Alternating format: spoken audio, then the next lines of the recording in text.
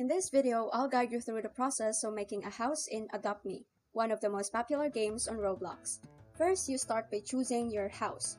When you join Adopt Me, you're given a starter home for free. But as you earn in-game currency called Bucks, you can unlock different types of houses like the family home, tree house, or even a futuristic mansion. You simply click the house icon, select Change House, then add New to browse and purchase your preferred home based on your budget and style.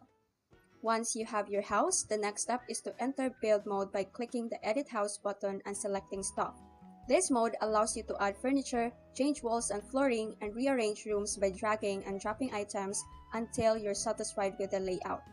After that, it's time to decorate and customize your house using bucks to buy furniture, wallpapers, pet accessories, and special items like neon signs. You can color code furniture and create themed rooms such as nurseries or party spaces. A useful tip is to explore the cheap category to save bucks or get creative by repurposing items. For example, using bathtubs as couches or bricks as shelves. Before finishing, make sure nothing blocks doors or windows. Test walking through your house to check the layout and add lighting to enhance the atmosphere. Your house saves automatically so you can keep improving it anytime.